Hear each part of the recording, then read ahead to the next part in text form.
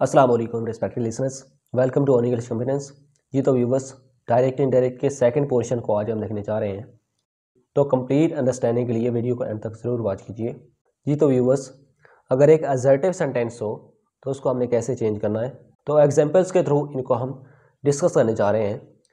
अगर assertive sentence में reporting speech में सेड टू हो तो इसको हम टोल्ड में चेंज करते होते हैं, और अगर अकेला सेड हो तो इसको हम टोल्ड में नहीं चेंज करते होते, क्योंकि जो सेड है वो एक इंट्रांजिटिव वर्ब होता है और इंट्रांजिटिव वर्ब के बाद ऑब्जेक्ट का होना ज़रूरी नहीं होता।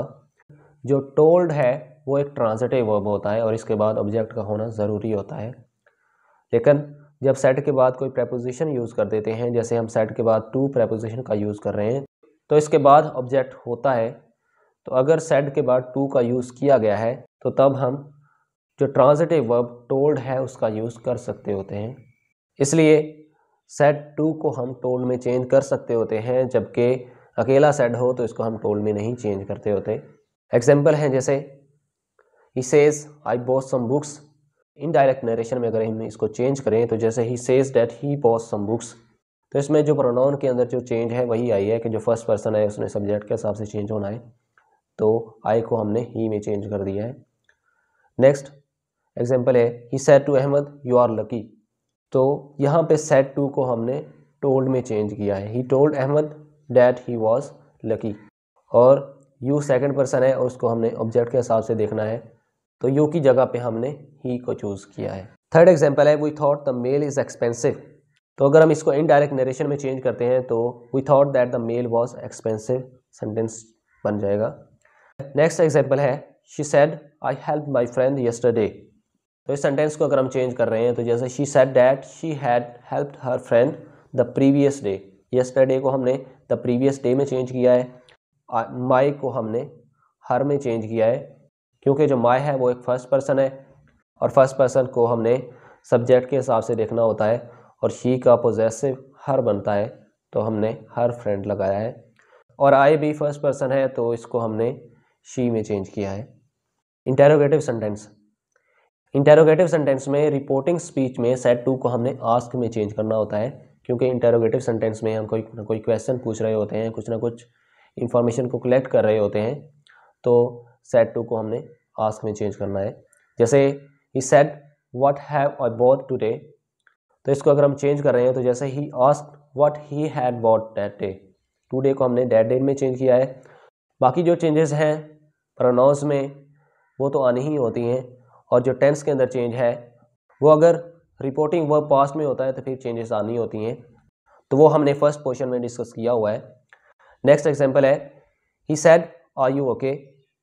तो इसको अगर हम चेंज कर रहे हैं तो जैसे ही ask if he was okay, said to या सेड को हमने आस्क में चेंज करना है। और अगर सिंगल इंटेरोगेटिव सेंटेंस हो तो इन्वर्टेड कॉमास को ख़त्म करने के लिए हमने इफ़ का यूज़ करना होता है, और अगर डबल इंटेरोगेटिव सेंटेंस हो जैसे व्हाट, वेयर, वाई, इन इस तरह के जो वर्ड्स हैं उनके थ्रू अगर रिपोर्टेड स्पीच में कोई सेंटेंस स्टार्ट हो रहा है तो उनके लिए हमने इफ़ का यूज़ नहीं करना है। तो सेंटेंस बनेगा he asked if he was okay. Next example है she said to me is he reading a book. ये भी एक सिंगल इंटेरोगेटिव सेंटेंस है रिपोर्टेड स्पीच में, तो इसके लिए भी हमने इन्वर्टेड कॉमास को ख़त्म करके इफ़ का यूज़ करना है, और सेड टू को आस्क में चेंज करना होता है। She asked me if he was reading a book, ये बन जाएगा इसके लिए। Imperative sentence. इंपेरेटिव सेंटेंस में रिपोर्टिंग स्पीच में सेड टू को हमने एडवाइस में, रिक्वेस्ट में, सजेस्ट में, फॉरबिड में या ऑर्डर में चेंज करना होता है। तो ये सेंटेंस में उसके कंटेक्स्ट पे डिपेंडेंट होता है कि सेंटेंस में कहा किया गया है। जैसे अगर कोई सेंटेंस में ऑर्डर किया गया है तो हमने सेड टू को ऑर्डर में चेंज करना है, अगर रिक्वेस्ट की गई है तो सेड टू को रिक्वेस्ट में चेंज करना है, अगर कोई एडवाइस है तो हमने सेड टू को एडवाइस में चेंज करना है, और अगर कोई सजेशन वगैरह है तो सेंटेंस में हमने सेड टू को या सेड को सजेस्ट में चेंज करना होता है। और अगर किसी काम से मना किया गया है तो उसमें हमने सेड टू को फॉरबिड में चेंज करना होता है, क्योंकि हम जानते हैं कि जो एक इंपेरेटिव सेंटेंस होता है उसमें कोई रिक्वेस्ट होती है, कोई सजेशन होती है, कोई ऑर्डर वगैरह हो सकता है, तो उनके कंटेक्स्ट के हिसाब से हमने सेंटेंस को चेंज कर लेना है। जैसे they said shut the door, तो हमने सेड को ऑर्डर में चेंज किया है। जैसे they said shut the door, जैसे they order to shut the door, और इन्वर्टेड कॉमास को ख़त्म करने के लिए हमने टू का यूज़ किया है। नेक्स्ट एग्जांपल है जैसे she said please switch off the fan, तो इसकी इनडायरेक्ट नरेशन बनेगी कि she requested to switch off the fan. Inverted commas को ख़त्म करने के लिए हमने टू का यूज़ किया है और सेड को हमने रिक्वेस्ट में चेंज कर दिया है। He said let me sleep, तो सेड को हमने रिक्वेस्ट में चेंज किया है। He requested to let him sleep, तो मी को हमने हिम में चेंज किया है। मी क्योंकि फर्स्ट पर्सन प्रोनाउन है और फर्स्ट पर्सन प्रोनाउन सब्जेक्ट के हिसाब से चेंज होना है, तो ही का जो ऑब्जेक्टिव केस है हिम बनेगा, क्योंकि मी जो है वो भी आई का ऑब्जेक्टिव केस है।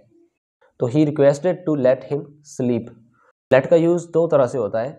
अगर लेट के बाद अस का यूज़ आ गया है तो इसका मतलब है कोई सजेशन वगैरह की गई है। तो जब कोई सजेशन की जा रही होगी तो फिर हमने इन्वर्टेड कॉमास को ख़त्म करने के लिए डैट का यूज़ करना होता है। तो उसके बाद हमने एक मॉडल वर्ब शुड का भी यूज़ करना होता है। लेकिन अगर सेंटेंस में परमिशन की बात हो रही होगी या कोई सजेशन वगैरह होगी तो उस वक़्त लेट के बाद बी या इट का यूज़ किया जा रहा होगा, तो उस वक़्त हमें रिक्वेस्ट या परमिशन या ऑर्डर इस तरह के वर्ड्स को चूज़ करना होता है। और इन्वर्टेड कॉमास को ख़त्म करने के लिए टू का यूज़ करना होता है। जैसे he said let me sleep, तो इसको हमने चेंज किया है he requested to let him sleep. और नीचे he said let's go to the bazaar, तो इसको हमने चेंज किया है he suggested that we should go to the bazaar. Exclamatory sentence में रिपोर्टिंग स्पीच में सेड टू को हमने एक्सक्लेम्ड विद ग्रेट जॉय या exclaimed with joy, exclaimed with sorrow या एक्सक्लेम्ड विद डीप सॉरो या एक्सक्लेम्ड विद वंडर, इस तरह के एक्सप्रेशंस का यूज़ करना होता है। और ये सेंटेंस के अंदर उसकी सेंस पे बेस्ड होता है कि सेंटेंस में वो कौन सी सेंस दे रहा है। जैसे they said hurray we have won the medal, तो इस सेंटेंस में ये खुशी की बात हो रही है, तो हम सेड को एक्सक्लेम्ड विद ग्रेट जॉय या एक्सक्लेम्ड विद जॉय में चेंज कर लेंगे। जैसे they exclaimed with great joy that they had won the medal. Pronoun के अंदर जो चेंजेस हैं और जो टेंस में चेंजेस हैं वो हमने फर्स्ट पोर्शन में डिस्कस किया हुआ है।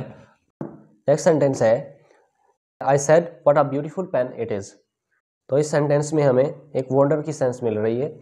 तो अगर हम इसको इनडायरेक्ट नरेशन में चेंज करें तो जैसे I exclaimed with wonder that it was a beautiful pen.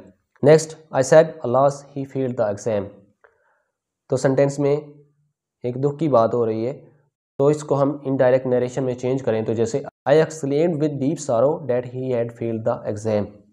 Optative sentence में अगर रिपोर्टिंग स्पीच में सेड या सेड टू हो तो इसको हम होप, विश या प्रे में चेंज करते होते हैं। एग्जाम्पल्स हैं जैसे they said to me may you succeed, तो ये दुआ की जा रही है, तो सेड टू को हम प्रे में चेंज करते हैं। जैसे they prayed that I might succeed, तो इसको हम they prayed for me that I might succeed ये भी कह सकते हैं। इसमें फॉर मी जो है उसको हम स्किप भी कर सकते हैं। नेक्स्ट एग्जांपल है he said would that I were rich, तो यहाँ पे वुड दैट से हमें एक पता चल रहा है कि एक विश की जा रही है, तो हम सेड को विश में चेंज करते हैं। जैसे he wished that he had been rich. Next example है they said may you live long, तो ये एक दुआ की जा रही है, तो हमने सेड को प्रे में चेंज किया है। जैसे they prayed that he might live long. अगर इस वीडियो में कुछ सीखने को मिला है तो इसको लाइक कीजिए, शेयर कीजिए और चैनल को सब्सक्राइब भी कीजिए और फर्दर वीडियोस के लिए बेल आइकन को भी ज़रूर प्रेस कीजिए। Thank you so much for watching this video.